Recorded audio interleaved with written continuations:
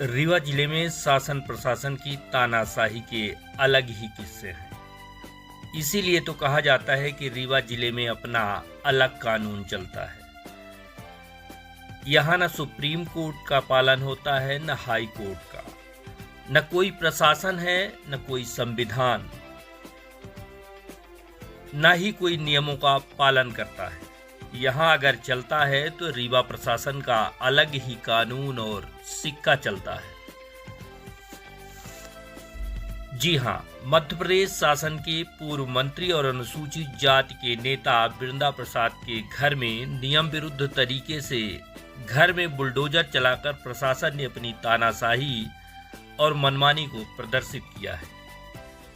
इस दौरान कांग्रेस पार्टी के जिलाध्यक्ष इंजीनियर राजेंद्र शर्मा, महापौर समेत पूर्व विधायक मऊगंज सुखेंद्र सिंह बन्ना, संदीप पटेल सहित बड़ी संख्या में कांग्रेसी नेता विरोध करने पहुंचे।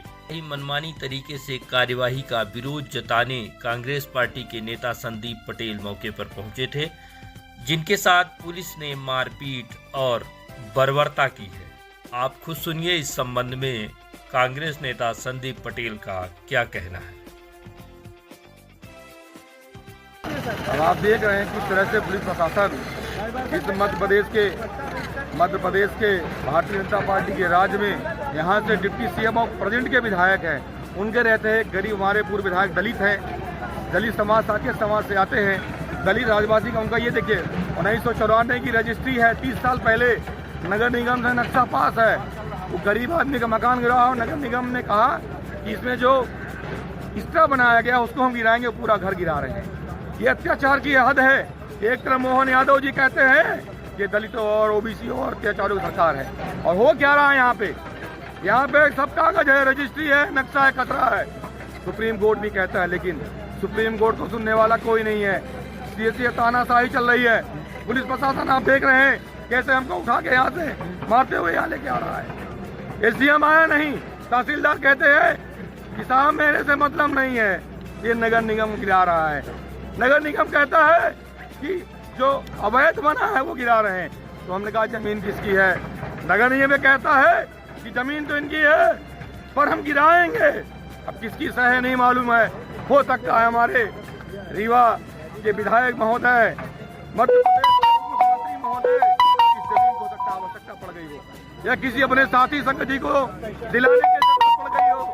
अरे हम कहते हैं कि अगर आपको जमीन की जरूरत थी, रोड और बड़ा करना है, तो किसी की जमीन है तो उसका नियमानुसार पहले आप उसका मुआवजा दिलाइए, उसको आप अधिग्रहण कीजिए। क्या बिना अधिग्रहण करके किसी का घर गिरा दोगे आप देखिए मीडिया के महोदय, मेरे साथियों जरा देखो, ये मध्य प्रदेश में ऐसे अन्याय। मैं इस मध्य प्रदेश के गूंगी बहरी भारतीय जनता पार्टी की चेहरा मुख्यमंत्री मोहन यादव से पूछना चाहता हूं, मेरे भाई, क्या इस मध्य प्रदेश के अंदर जो बात करते हैं गरीबों की, जो बात करते हैं दलितों की, जो बात करते हैं पिछड़ों की, जो बात करते हैं आदिवासियों की, क्या इन सूत्रों को जीने का अधिकार नहीं है? कानून में तो बिल्कुल नहीं है श्रीमान कि कोई अगर वकील या कोई नेता सामान्य रूप से जानकारी कागज लेके हम बताने आए थे। हमने कहा देखो भाइयों, ए पुलिस के लोगों, जरा तुम भी देख लो, तुम्हारा भी घर होगा, तुम्हारे भी बीवी बच्चे होंगे, खुदा न खास्ता तब तुम कभी खत्म हो जाओगे। यही प्रशासन के गुंडे, आज कॉल है, कल कोई आएगा उठा के डंडा मारेगा, कैसा लगेगा?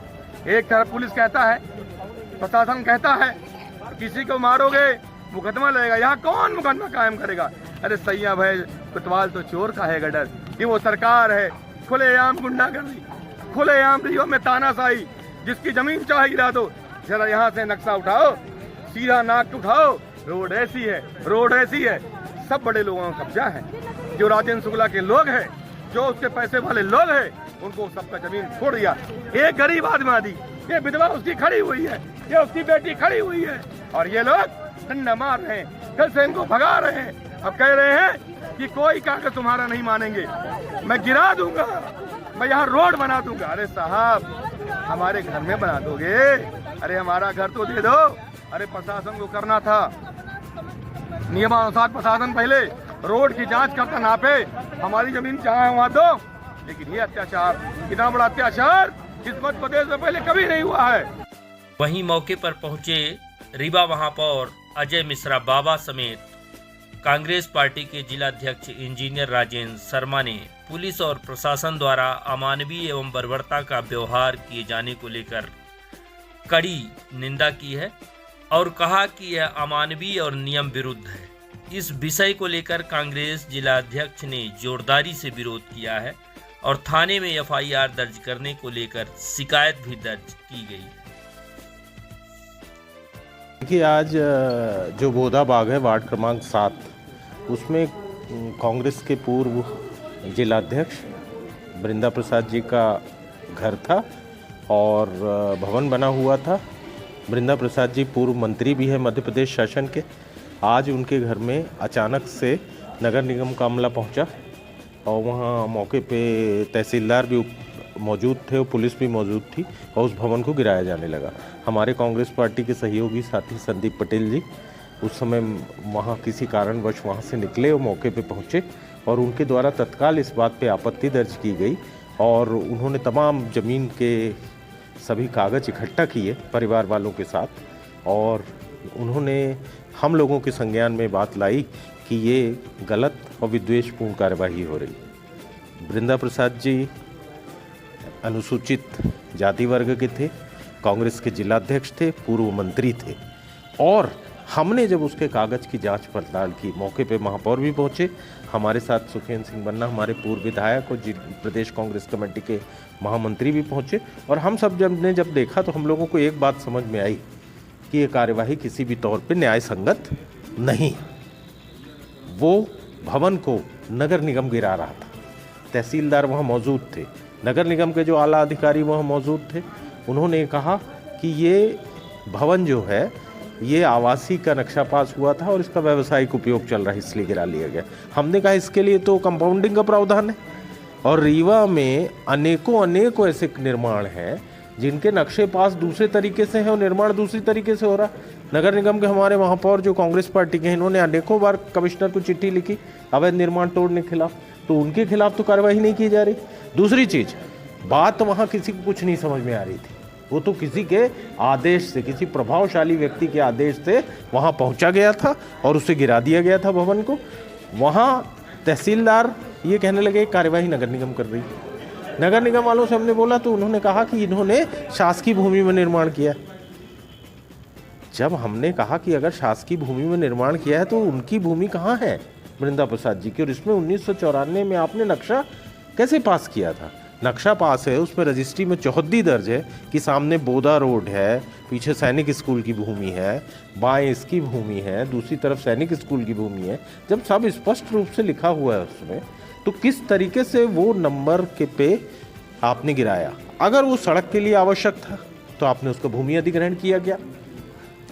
उसमें इतना घालमेल है कि बीच में एक भूमि अधिग्रहण की नोटिस भी उनको दी गई, फिर उस पर कोई कार्यवाही नहीं हुई। अरे भूमि अधिग्रहण किया तो आदेश पारित करते, आदेश पारित करके बंदे को जो उसकी भूमि ली है आपने उसको मुआवजा देते।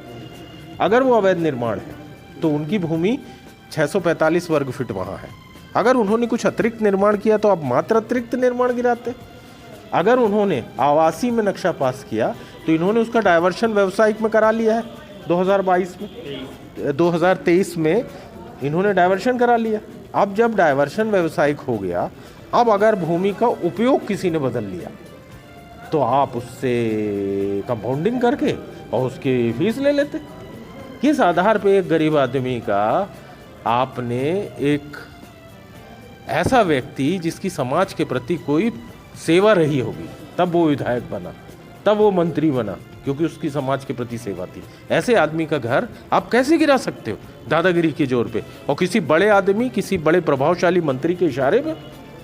ये कतई बर्दाश्त करने वाली बात नहीं है और कांग्रेस पार्टी इसको प्रशासन के संज्ञान में तकनीकी रूप से लाएगी और उसके बाद भी अगर कार्यवाही नहीं हुई तो बड़ा आंदोलन खड़ा किया जाएगा। हमारी तो मांग है कि अगर किसी ने आज का निर्माण गलत तरीके से किया तो उसके खिलाफ एफआईआर दर्ज की जाएगी। संदीप पटेल जी ने और उनके परिवारजन ने तत्काल यूनिवर्सिटी थाने की टीआई को इसकी रिपोर्ट करा दी उन्होंने, और उन्होंने बता दिया कि अवैध तरीके से गिराया जा रहा है। जो लोग गिरा रहे हैं, चाहे वो नगर निगम के अधिकारी हो, चाहे वो रेवेन्यू के अधिकारी हो, उनके खिलाफ FIR दर्ज की जाए। और मैं आपको बता रहा हूँ कि इस मामले में प्रशासन फंस चुका है बुरी तरीके से।